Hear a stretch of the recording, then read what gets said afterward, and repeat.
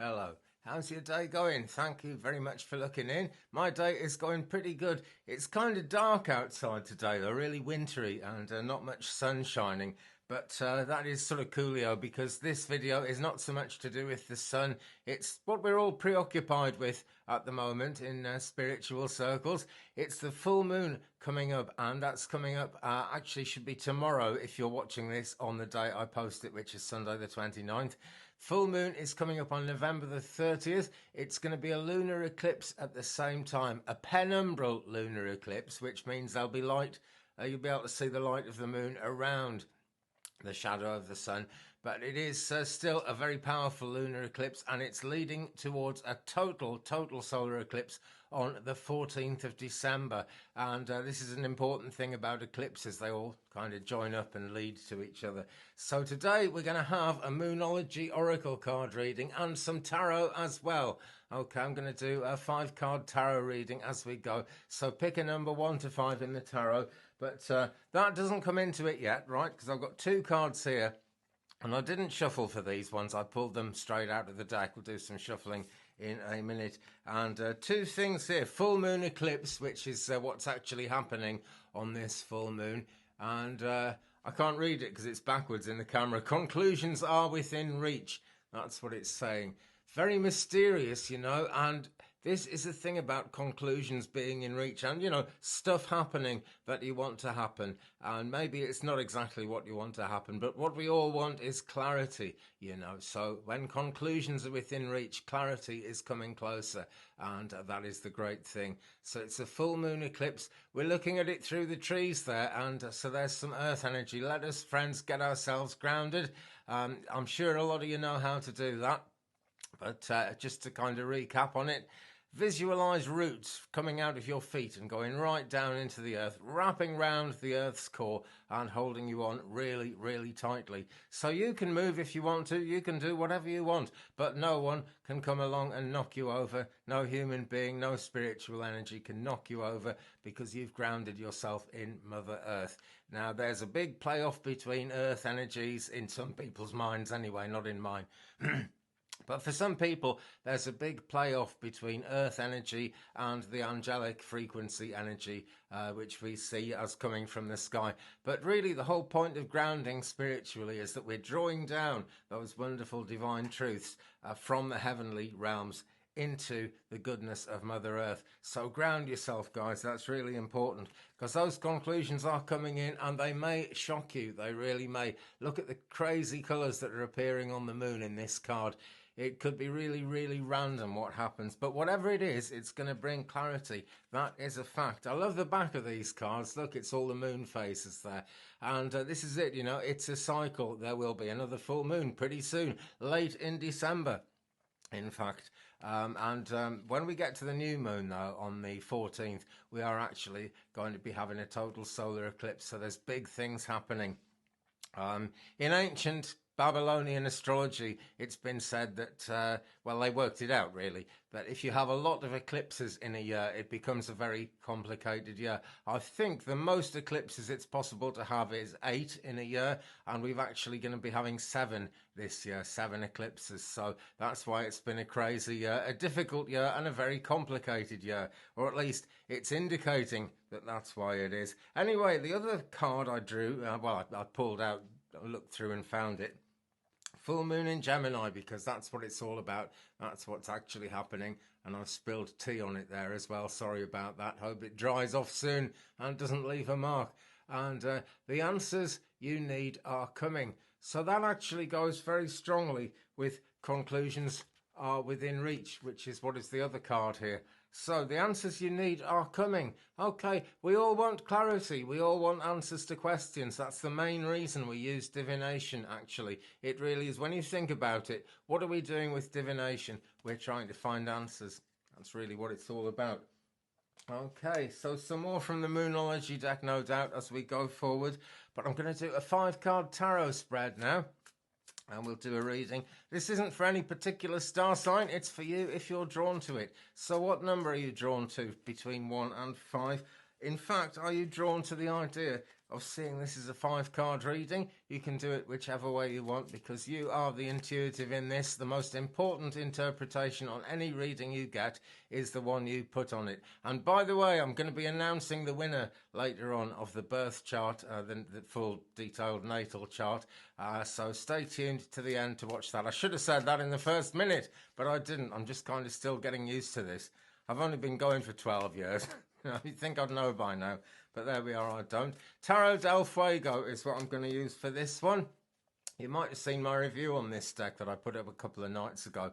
I've been working with it a fair bit since then, and I'm very happy to go right ahead and do a reading with it now. But some of the cards may surprise me, and they may surprise you. So what number did you pick? 1, 2, 3, 4, 5... Did you pick kind of 3 numbers out of that? Did you pick 2 numbers, 4 numbers, or did you pick all 5? It's entirely up to you. But whatever happens, the first card we've got here is the Queen of Pentacles. Interesting, because in yesterday's video, the last card we got was the Queen of Pentacles, I think. It was the Sheep Shopkeeper in the Tarot in Wonderland deck. But this is a very different interpretation. When the Queen of Pentacles comes up, you've earned it. It's really late on in the deck. It's really towards the end of the suit of Pentacles, which in the way the decks order themselves is actually the last suit that comes up.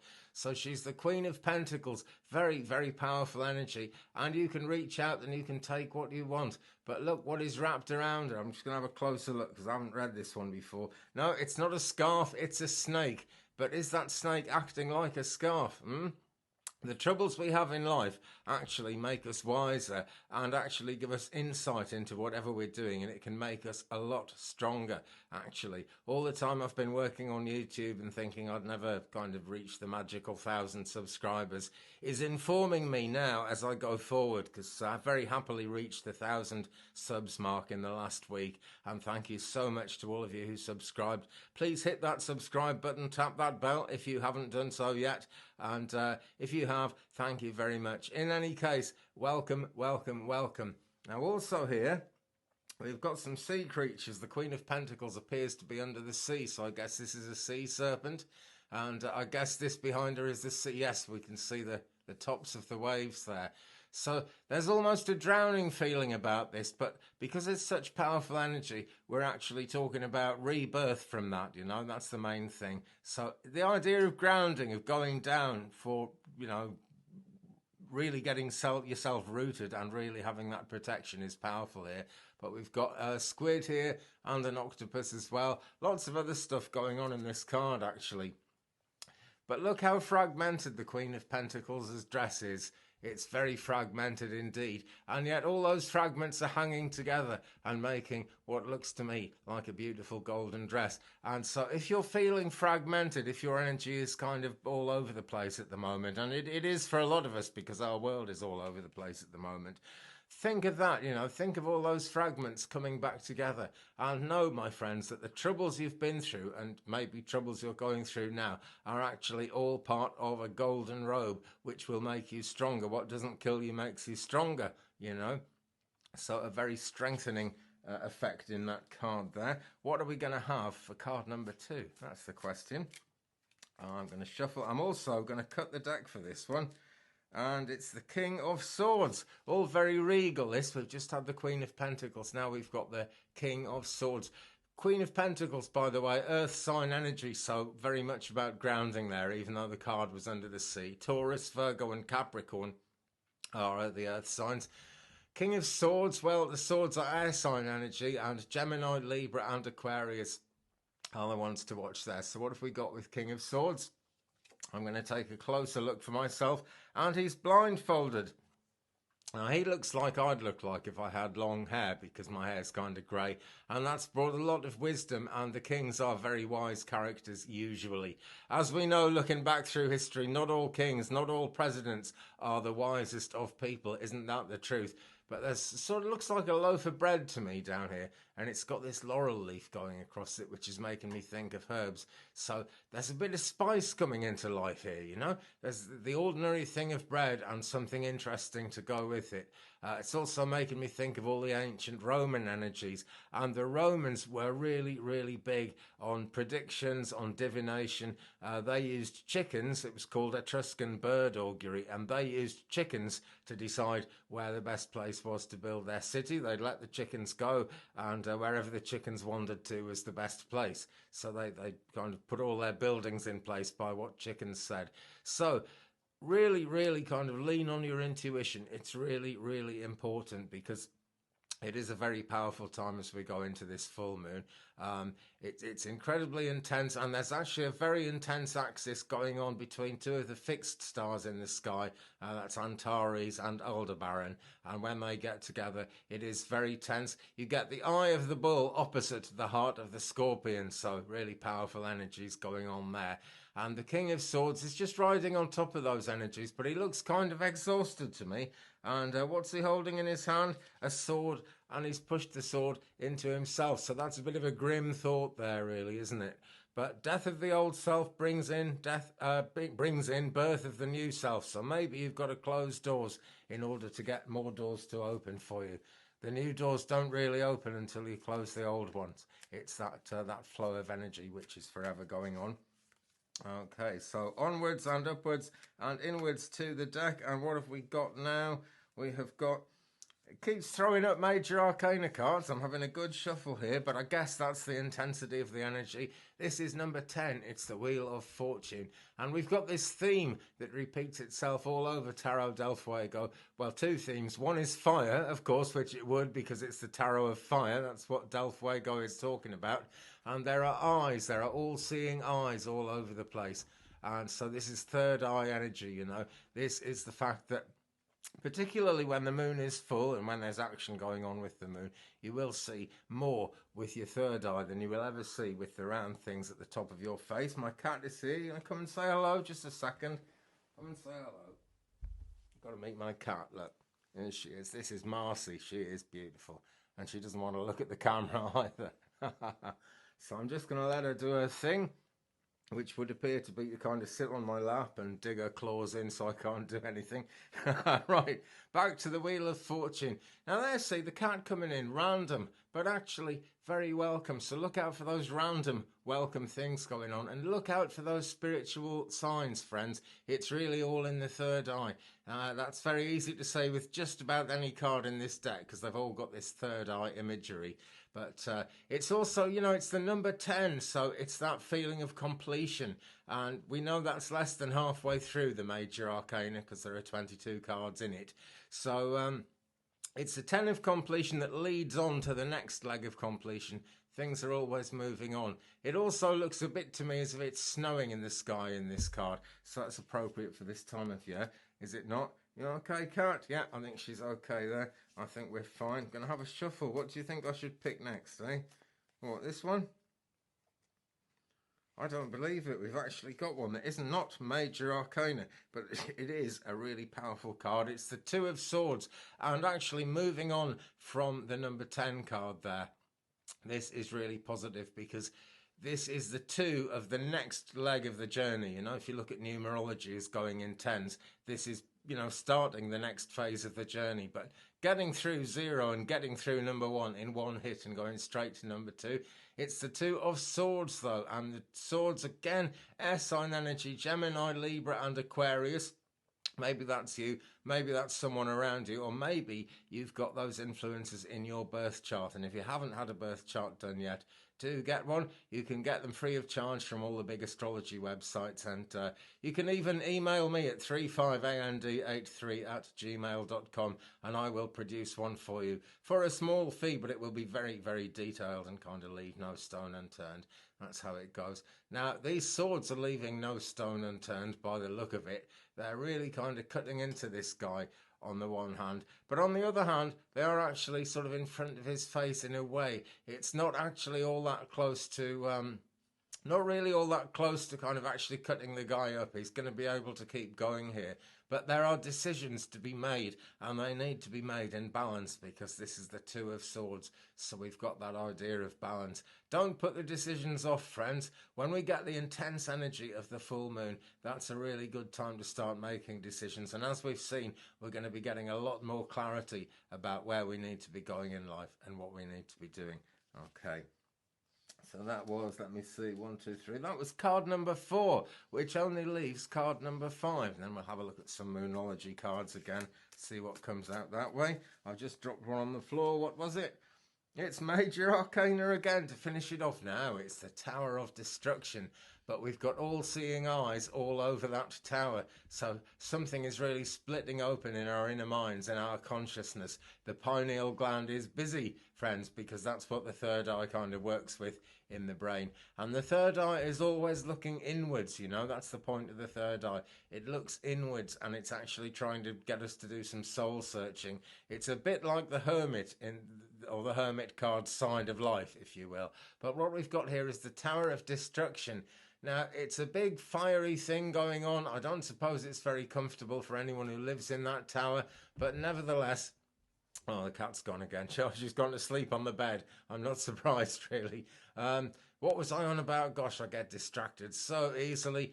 Maybe this is the meaning of the card, you know, because stuff happens for a reason, and I think that happened for a reason, to point me towards how easy it is to get distracted. When we get the Tower of Destruction, it's not really our fault. It's not kind of you know, the actual destruction that's going on isn't something that we need to take responsibility for, usually. It's just that stuff happens, you know. There's no stopping stuff happening. It's the way the world works. And so being distracted could easily be a part of that. So keep your eyes on the prize, friends, as we go through this very intense moon energy. That's the message we've got here. It's fiery, it's powerful, looks like it's going to huff, and it looks like it's going to puff, and it looks like it's trying to blow your house down as well. I hope that doesn't happen, by the way. It's all metaphorical, this, you know. And that sounds a bit loosey-goosey, doesn't it? But you know, the spiritual realms communicate with us through the subconscious mind, first and foremost. When I was first learning to be a spiritualist medium, one day at the circle, I was told to bring a pen and a piece of paper, or a pencil and paper. And I thought, you know, what's this going to have to do with anything? And you didn't have to be a great artist or anything like that. You could just draw a pin man. So that's what I did, just a stick man, you know. And then the medium said, so using your imagination, what else is in the scene? And I thought, well, we'll draw a hill behind, and there's probably another hill, and there's a sunset, and I suppose there'd be trees there because it's the countryside now with the hills in the background. And who else is there? So I drew another stick man, and I knew that these were both male characters. And from there, I started adding things into the scene, you know, and I must do a video on this, actually, because it's fascinating. I started adding things into the scene, and all those things were in my subconscious mind, but by drawing them, I brought them out into the real world, and that was great training for taking services in spiritualist churches, which I often do. At least I do when they're open. They're all closed at the moment because of the pandemic. But when they open again, that's what I'll be doing. And, you know, you start with the seed of an idea kind of comes into the subconscious. And through this training, you learn to bring it out. And that's where the spiritual realms talk into our thoughts. That's how they make it happen. That's where they make it happen as well. Anyway, I have digressed yet again. Let us look through those 5 cards as they came up. We started with Queen of Pentacles here. And so very fragmented and kind of finding comfort in the last place you'd expect to find it. It almost looks like she's drowning.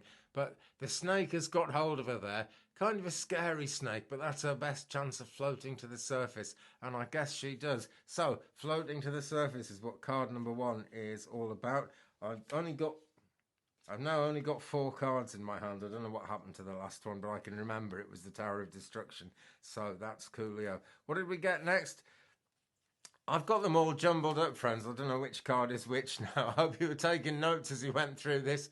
Next one I've got here anyway is the King of Swords, stabbing himself, but, you know, unexpected treats going on there. And it's death of the old self to bring in the new. And there's a powerful magical rainbow passing behind his head there, even though he's blindfolded and he can't see it. So unexpected good things coming in and closing one door to make another door open.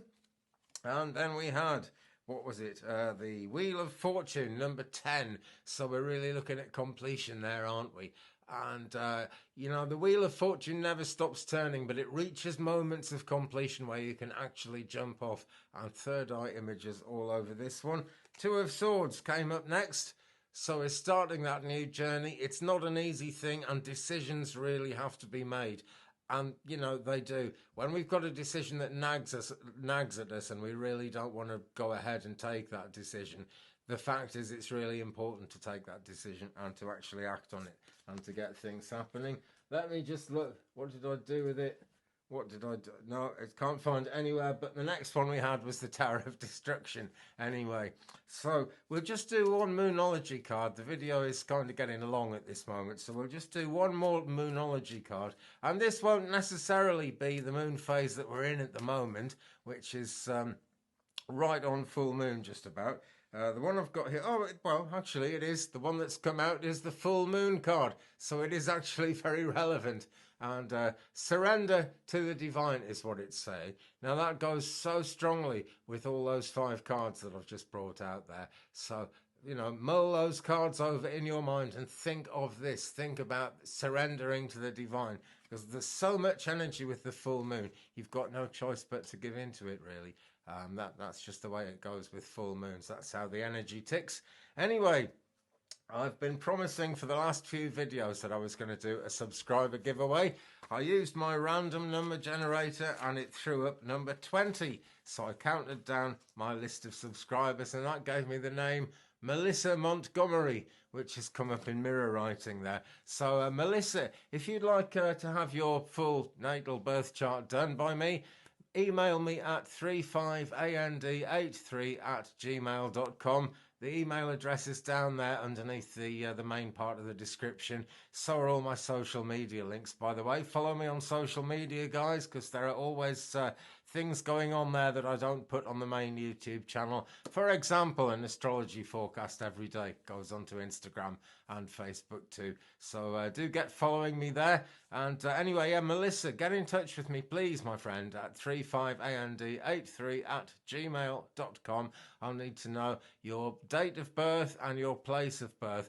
And if you know it, doesn't matter if you don't know it, but if you know it, your time of birth helps to make it a tiny bit more accurate, actually, okay? And then I'll send you a fully detailed birth chart with a picture of your chart wheel, how the heavens were at the time you were born, or on the day you were born at least, and an in-depth description of how every planetary alignment affects you, all the planets and all the asteroids too. People find them very interesting. So congratulations, Melissa, and thank you very much for subscribing. Thank you all for subscribing. Leave me a comment, guys, if you've enjoyed this. In fact, leave me a comment even if you haven't, because I'm really kind of keen to know what you guys think of these videos. Thumbs up, please, if you've enjoyed this one. Don't forget to hit that subscribe button if you haven't already. In fact, let's make it positive. Let's not say don't forget. Let's say do remember to subscribe. That's the way to do it. So have a great time ahead. I'll be here with more readings very soon. And yeah, I'd like to say tomorrow, but my internet connection is a bit funny. I'm having a good run at the moment. But stick around, particularly follow me on social media. And I'll be in touch again before you know it with another video. Take care of yourselves, my friends. Love, light, blessings, and peace.